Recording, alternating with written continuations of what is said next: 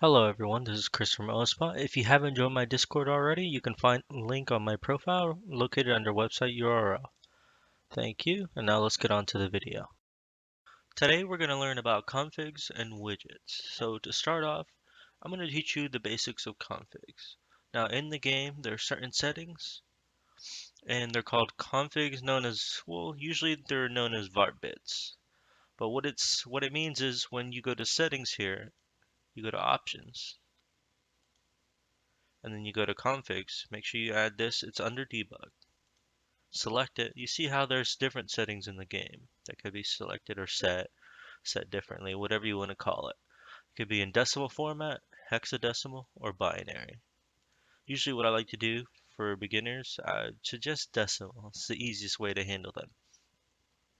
Okay, now there's many examples, but one example I'm going to use for this small part of the tutorial is the run setting. So when we toggle it off, it changes.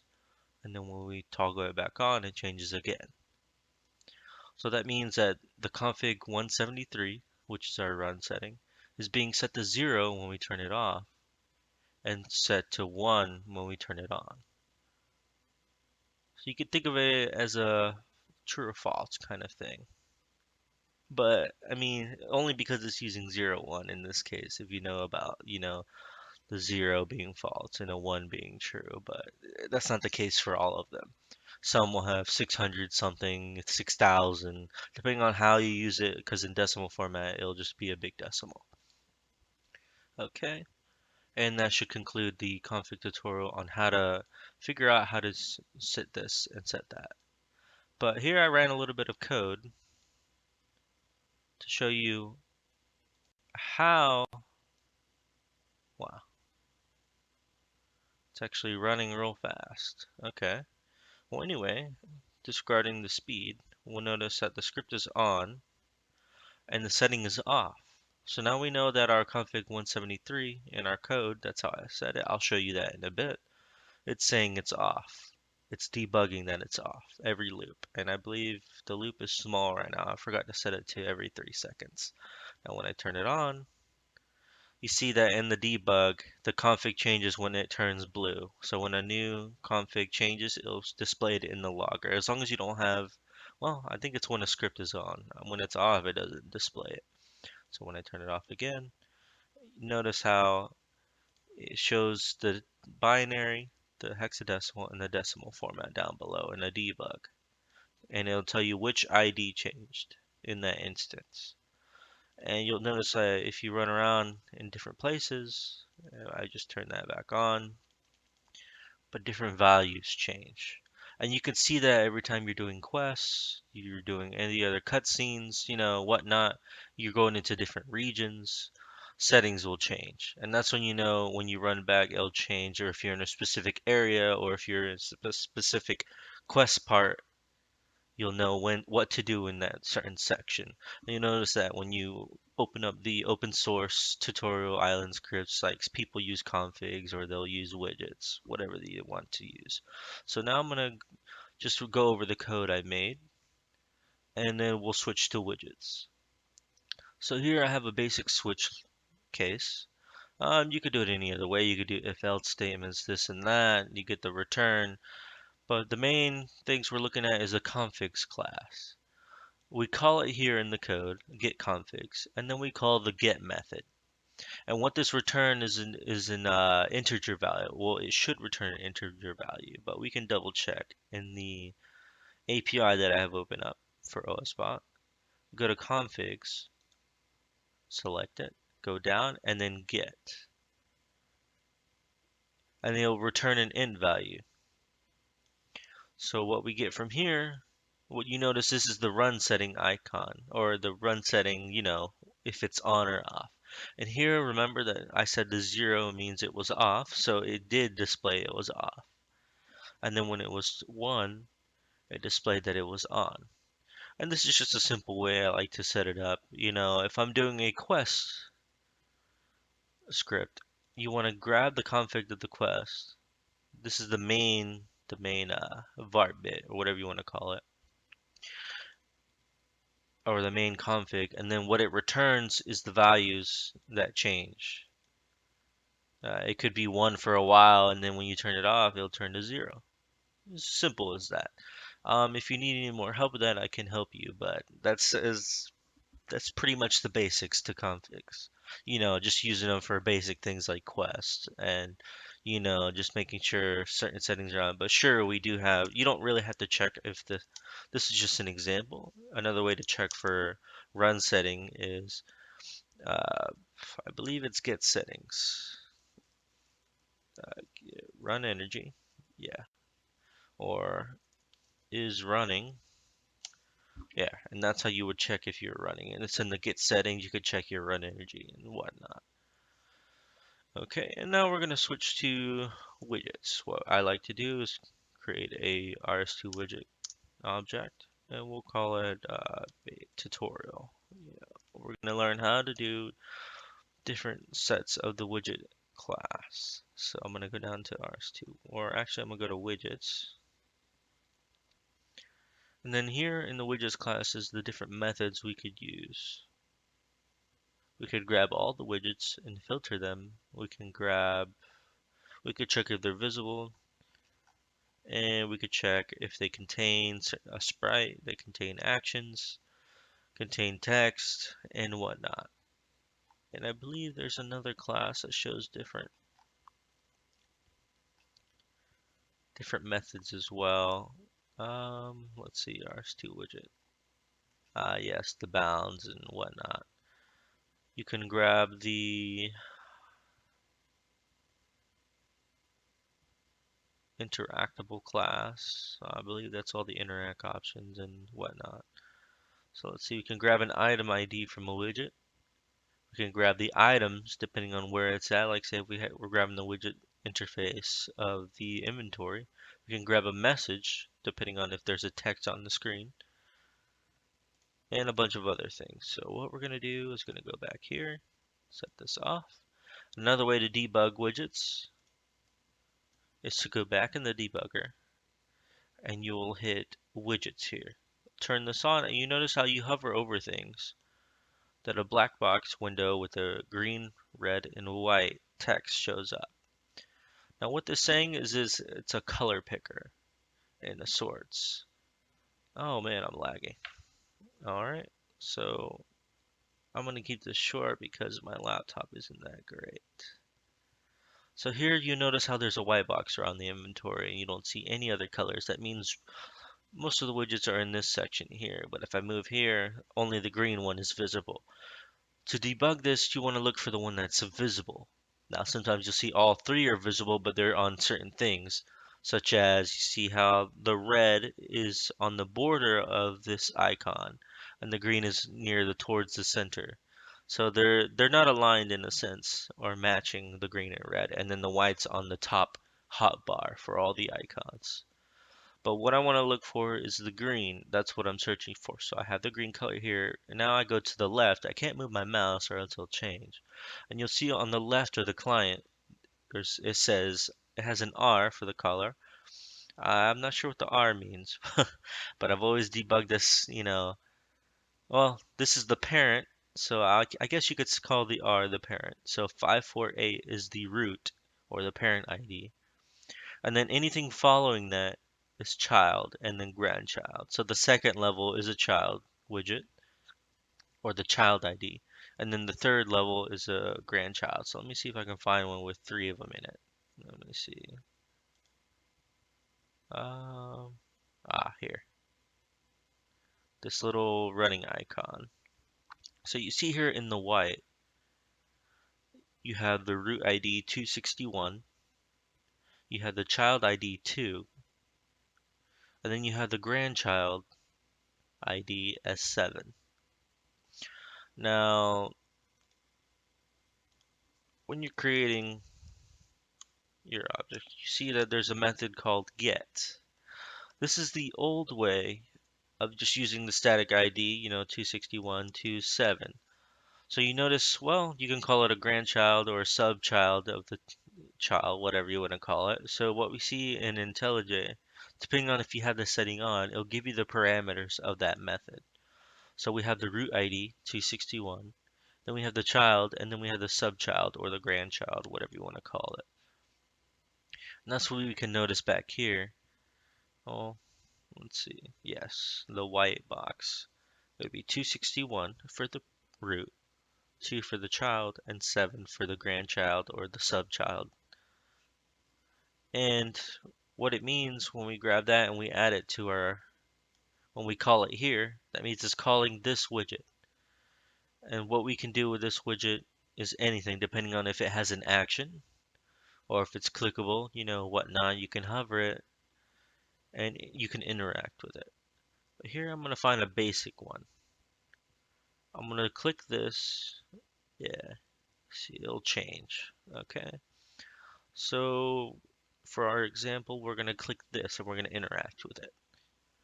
Just for the basic static way of grabbing widgets, you grab them with the static IDs. Okay.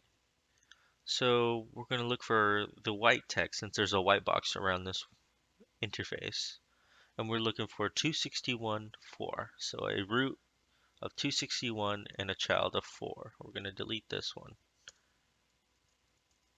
So now we have this widget here. And what we can do with it is we can click it, we can hover it, and we can check if it's visible. So what we do here is we always null check. Tutorial being the name of my variable. So I check if it does not equal null. I do another if statement just to mess with the methods. I could just check if it's visible. And we'll log if it's visible. And then we'll do an else it's not visible.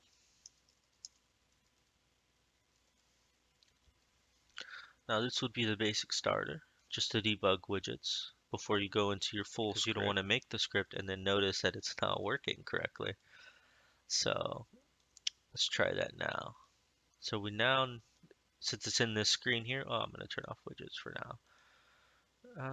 We're going to go to testing script, and you see that it's visible, and it's calling it every 3 seconds, since that's my loop time. Now it's visible. Now let's say if we click the inventory tab, hold on, my mistake. It's not visible. So this is how you can check if a widget is on screen and it's not null. So first you want to check if it's not null and if it's visible. Those are the main key aspects of interfaces or widgets. Because you don't want it clicking or null pointering. It'll lag your client. It'll say null pointer exception if it's not visible and you're trying to interact with something that's not even doesn't even exist. Okay, so now it's visible again. So what we want to do is click it every 3 seconds. Well, since that's the loop, every time we don't have a condition, if it's not selected, we'll click it, whatnot. Make sure you have your logic that way. So if it is visible, we'll interact with it. So interact. And I don't want to set an option, so if you have a default, it'll just click it. But if it did have an action, which is on the tooltip on the very top left under AdBot, it'll say select. Sometimes that's the action or there's multiple actions. But I believe this action is select. So we could just change the text to select. But for now, I'm just going to keep it basic and just have a basic interact with no parameters, meaning it'll just click at that position or where that widget is. So we clicked it. That's what we're going to log. Go back to build, rebuild.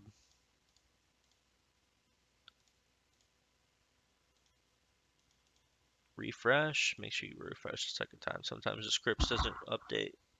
So we're going to hit start again, and you see how it selects it. And it's going to keep selecting it every 3 seconds since we don't have a condition to check when we want to stop clicking. It'll just check if it's visible, and it'll say we clicked it. So now, I'm going to wait till it clicks it again. I'm going to go in my inventory.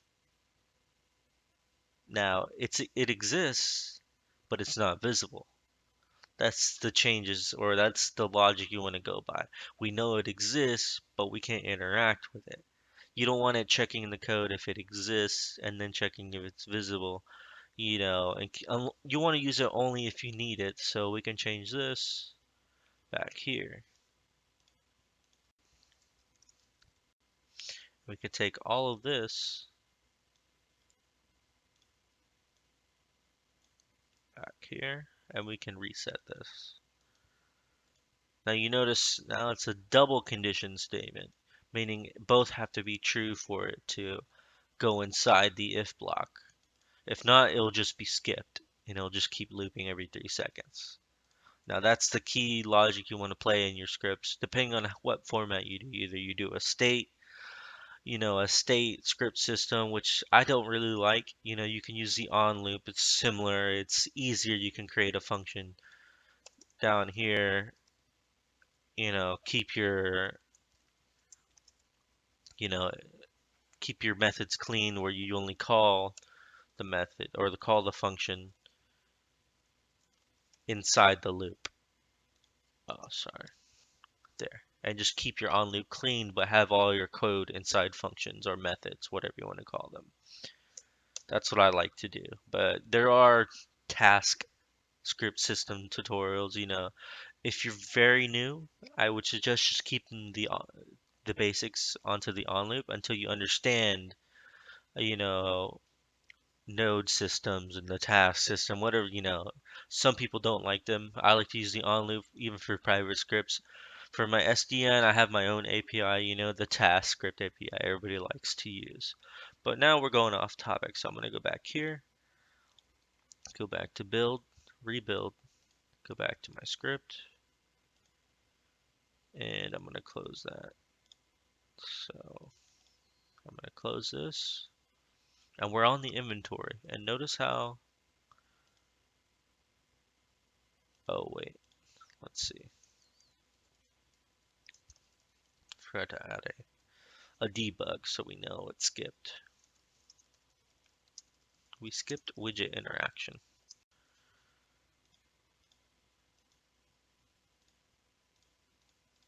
Okay. So we'll go back to testing. Huh, where is my logger? Okay, now you see that it's skipping the if statement. It's not checking if it's null and then checking if it's visible. It's checking both completely, and that's just basic Java logic, following the if conditions of Java. But here, that's how usually you want to play it out. You don't want it checking every loop if it exists or not. Well, it is checking every loop, but in this case, we only want to check it if we're using it. Okay, so when we go back here, it is now visible and we're clicking it. So I'm going to move the mouse away. So it's clicking again. Okay, and that's just basic widget interaction. So let's say, I want to do another example here. We want to get a message from a widget. So I'm going to find something that'll have like an interface. So I believe that we can do that with teleport options. So let me go here. Oh, actually, not teleport option. Maybe the scroll, the Xerix amulet. Let's see. I'll have to check the bank here. Yeah. So when we go to Rub, you see this interface pops up. So when we go to options and we go to widgets, make sure you want to have the widget debugger on because you want to know the methods that come out of that widget. So we have these here and we'll go with the red one. See what it pops up. So the red is 122.14 for the 122 for the parent or the root and 22 for the child. Or no, 21, wait. 122 for the root and 14 for the child, sorry. And you see here, it'll ask for the root, meaning the first one in the list. So here for the red, I have 122, and then for the second level, I have 14. You hit query, and it'll check if it exists. If it didn't exist, it'll give you an error. So ours exists since it's 14. It'll give you all the different options. It'll tell you the media type, the item ID if it had an item in the selection screen, like the crafting interface. you'll have the gold bar or the gold amulet, the gold everything. You can check if a certain widget contains the ID and then you can interact with that widget only. So if you're making gold bars or not gold bars, yeah, gold bars works too, the smithing interface. You only want to select one that has that selected item ID or that, bronze or has the text bronze bar. You want to select only that one for your part of your script. So here we see that we got the wrong one. So now we can take a closer look and look into different selections. So you see each teleport option has a green box around it. So what we can do is type that into our debugger. 187, 3, and 3. So as a root of 187 and 3 for the child and the subchild. And I forgot I just said it, 187, 187, 3, 3. Sorry guys, I just woke up. So we're gonna go here, and you notice it doesn't have an item ID, but it does have a media type, a position, a relative x and y, a width and height. And you see here, it does have a message. It has a message of 4, and this is just, I believe it's HTML strip text, but I believe the client can strip that out. But you notice here, it does have the message 0x heart and 4. It has the text color of that and everything else. And usually when you want to check if a message, you can get text from a widget and a certain interface, you would just debug by hovering over it with the widget's debugger or the widget, debug mouse debugger, whatever you want to call this. There's certain different options here. Okay, so I'm gonna grab the message Xerix heart. So I'm gonna go here, I'm gonna copy this. And we're gonna look for a widget with this message or this text. So what we can do is, well, I'm gonna go ahead and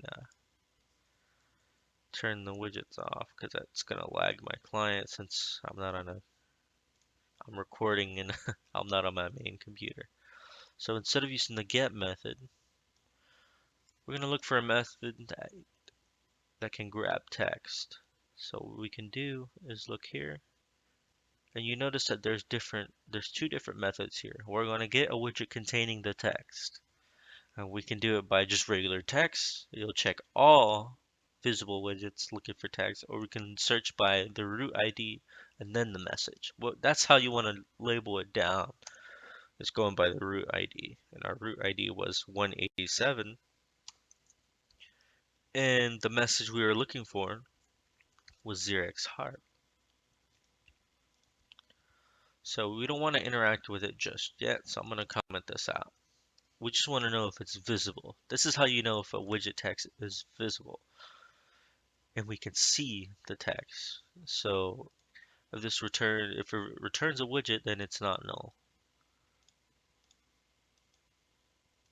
So we'll go back here, we'll open the logger.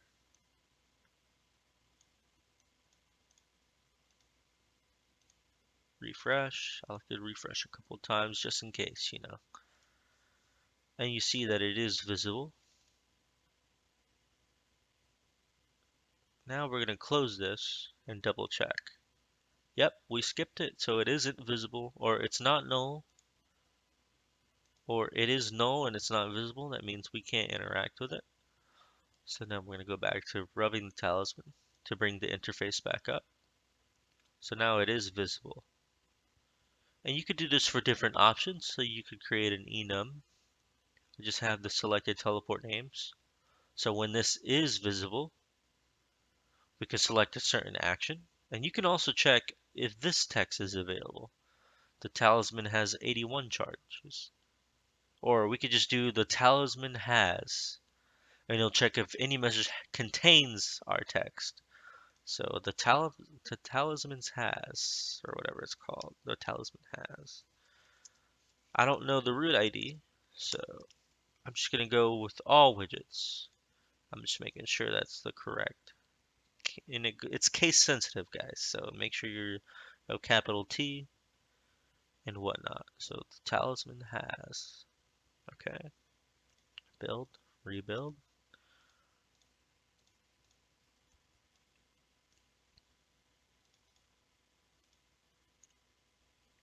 First, we're going to close it. Refresh a few times. Start our script. We skipped widget interaction.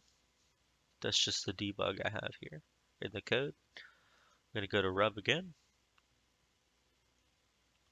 and it's visible. It checked all the widgets are invisible on the screen, and it found the talisman has here. It doesn't have to be the full text because we know the 81 charges changes depending on our amulet here. Now, you always got to remember that certain text will change depending on what your interface you're using. For this case, we're checking the talisman and it has 81 charges left. So I believe that's 81 teleports. I'm not too familiar with this teleport option. I don't know how many charges it uses. But we'll just check it for oh, well, let's see. Hold on. Let me see if I can check a different area. Okay. So we're gonna rub it again. Oh, so it's one charge. And so now you know the text changed. So you don't want to use the full text on certain things if the text changes every time you open it. But for this case, we only use the talisman has. Now, the main key topics I want to talk about for widgets was just how to grab the widget. You grab it to a variable and you check if it's not null. You can grab different texts. You can grab the static IDs, but it's not permitted on the ASTN. We want to encourage everyone to learn how to grab it by text, by root IDs only, or filters. And that's what I'm going to show you now.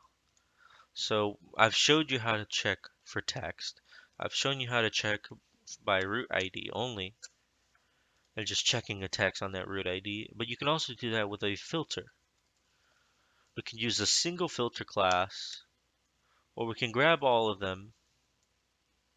We can stream them, use a stream API, and then we can filter by that.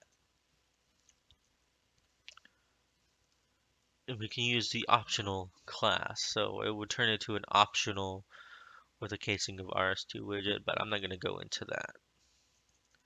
I'm just going to go into single filter. And there's two methods, single filter. We do the root ID and then we filter, or we can get a collection of widgets and then filter through those widgets. But what I like to use is the single filter. And we'll do 187, that's our root ID.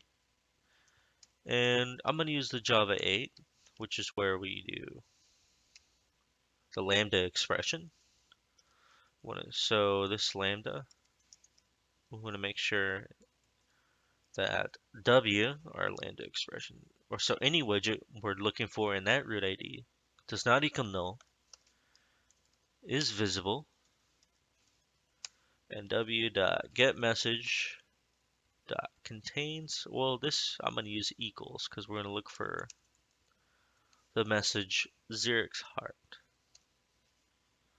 So that's just one way to filter widgets in that certain section. You can filter by media ID, the type, if it contains different interact options, if it contains a certain spell name, it contains a certain item ID. So I'll show you that now. If w.getID, oh, I messed something up. Did I? Oh, forgot to add the and. w.getID, item ID equals, well, let's say 995, but the item ID equals coins. That's how you can filter that into, our single filter here. We could check if interact actions, we could check if the length is greater than 0. That means it does contain interact options.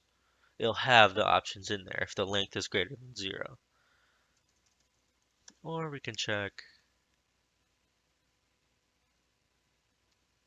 is a third level ID or is it a second level ID? There's different actions here. You can get the action type, disabled media type, and I'll show you how to filter this. So if it equals media type, item, there's different ways you can filter this, but for in our case, we're just looking for text. And we're looking for a widget that does not equal null, is visible, and the message equals Xerix heart. And I believe this will work. I should use the contains method, get widget message that contains, but we'll check it now. I hope this doesn't mess anything up. Okay, so we skipped it. Rub. Yeah, so we didn't find it. I believe it checks for the full text in this case. This is why it's better if you're looking for just messages, you would just check using the contains method. So in this case, I want to look for a different widget to interact with. So I'm going to stop this script and I'm going to look for something else to interact with. Huh.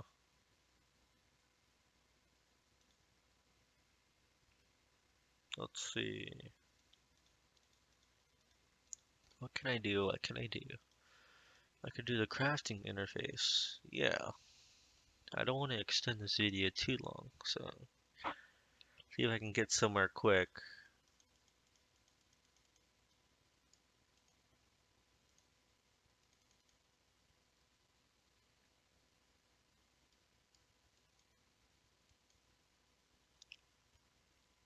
So we'll go here and let me see if I have any bars. Oh, I have some gold bars. Do I have any crafting? Do I have a mold? I do. So we're gonna go make rings. And I believe there's a furnace back there. I'm not sure if I can use that. Let me double check.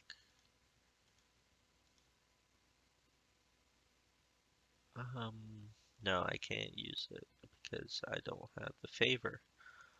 So let's see. We're gonna go back to, I guess we can go to Lumbridge. Yeah, let's go to Lumbridge. There's a furnace there. So while I wait for that to load, I'm gonna put this to the bottom. And I'm gonna keep the filter simple.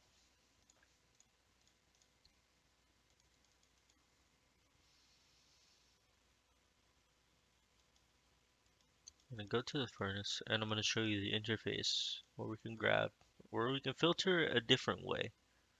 So that way we don't have to grab static IDs because usually those change every other game update. That's why some scripts on the STN, depending on how they do their interactions, basically only on widgets, so stuff like smithing scripts, crafting scripts, fletching scripts, depending on how they have their script implemented, if they just use keybinds only or if they click a widget, then if they click widgets, if they're using static IDs and the static ID changes, that means the script is broken, so they have to wait 24 hours to fix. Now, usually that's a bad idea. That's why Alec is getting rid of static ID widget interaction. He wants us to learn, or people to learn, how to use root IDs only and filtering widgets that way, using containing message text or using the single filter or method and whatnot. And I'm going to show you that here. This will help you, get your first script on the STN if you want to do it properly by filtering widgets and not using static IDs. This will give you a one up when you're where you're getting your script evaluated on the STN. So we're going to go to widgets here. We're going to hover over the gold ring. Now we're going to see what messages it contains, or if it has item IDs, or if I can grab text or interact options. So let's see here. 446 as the root and 7 as the child. So we're going to go back here, back to the widget debugger. We're going to reset it. 446, I believe that's what it was. Yep, and then 7. And you see how the interact actions are greater than 0. It has make 1, make 5, make 10, and make X. I wish I could extend this and make all. Okay, so let's see. Oh, and it does have an item ID. So we can filter through that. We really don't necessarily need to filter by model ID or if the interact options are greater than 0, but we can include that. Or if the spell name contains gold ring. There's different ways you could do it. So I'm going to go by get item ID, or wait, w.get item ID equals, go back here, and we're going to copy this here. So that's the widget we're looking for. And w.get interact options, or actions or options. I'm going to go with options. I believe that's what it was saying then. Let me go back here. Or actions. Actually, we're looking for actions, not options. Actions.length is greater than 0. Really, you only need the item ID check because it will only search for one widget, but we're going to include this just in case it needs an extra thing to filter by. Filter, sorry, I believe I said that. Speech is going off these days, so we're going to filter this, or we're going to refresh this, sorry. We're going to check. Come on, logger, where are you? Here you are.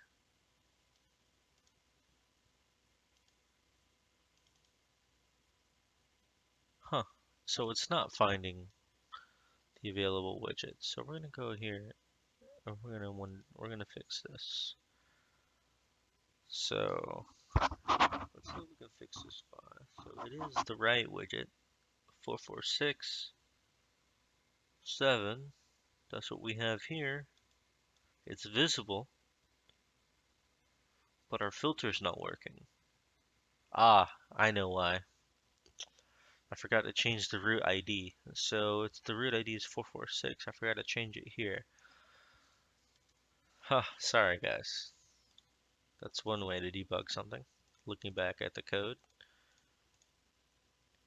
we're going to stop this and we're going to refresh. So now it is visible.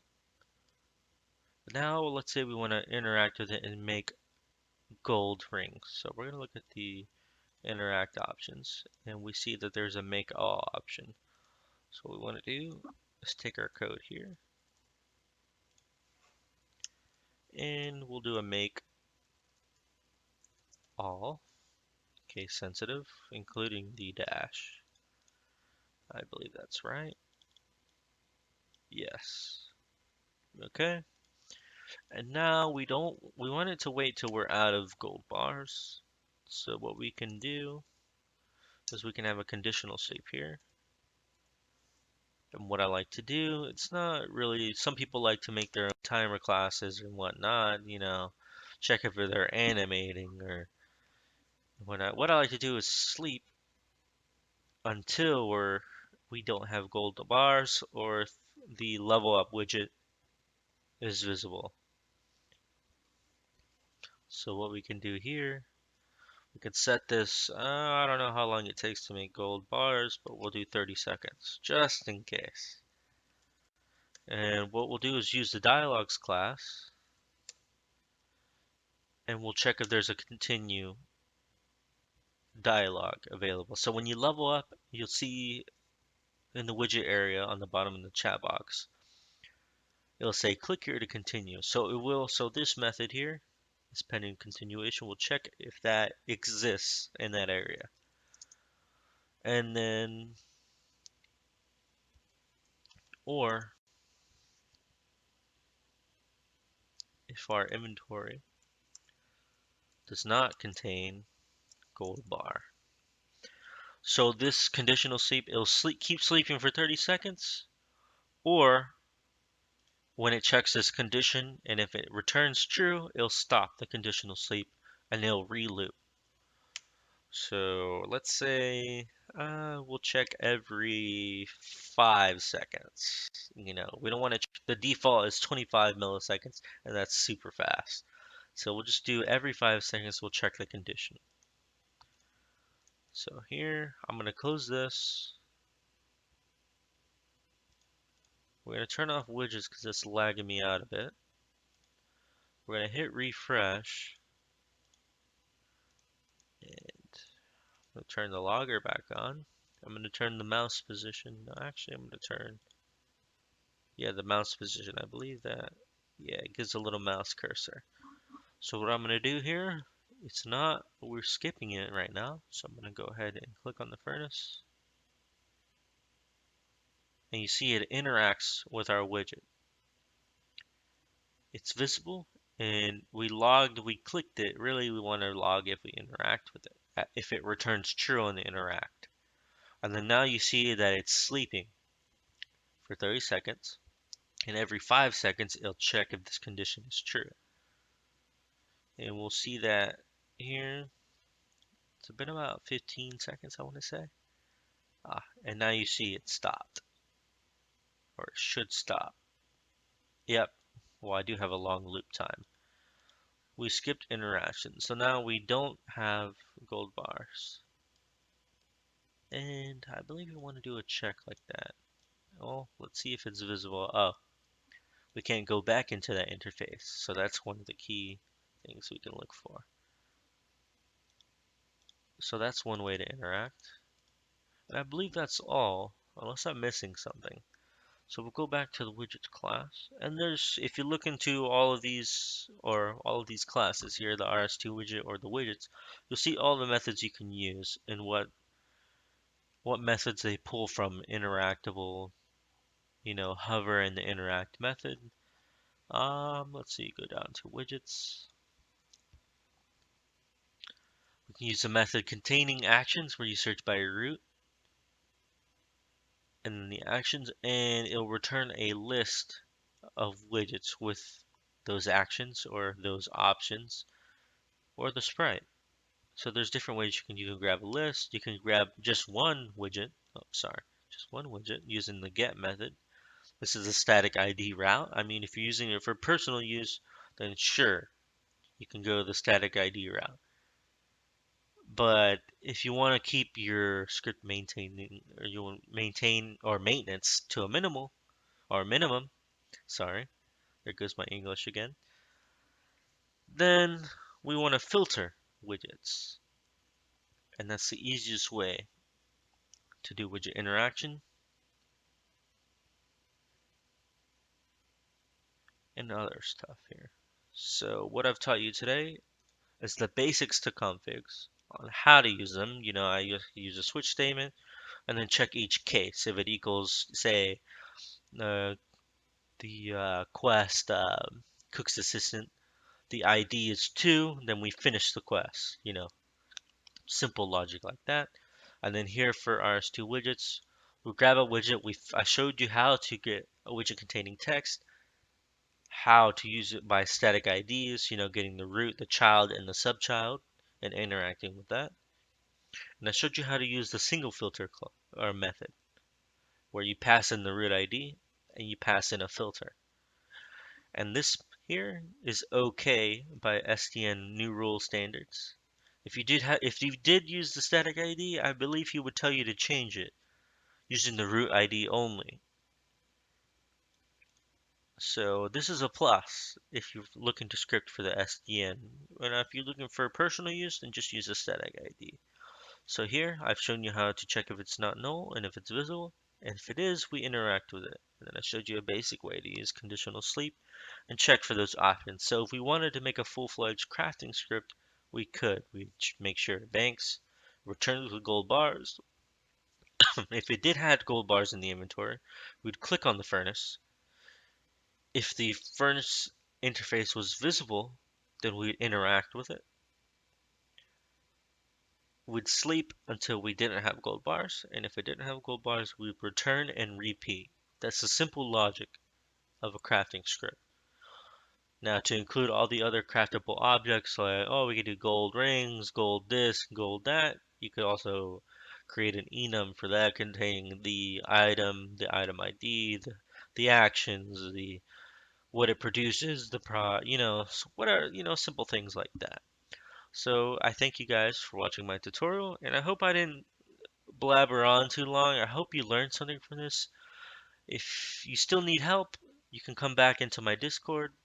Just go down under scripting help and just make sure you tag me in your message below, and I will get back to you. And certain things I'll forget to tag you back, but I do help people, in this section. And also, if you are new and you're finished watching this video, you want to go back to the intro that I've created, and then check here under announcements when you do click that link in the intro. Follow the information here, and if you need the learner role, I'll add it for you. Thank you guys, and I'll see you next time.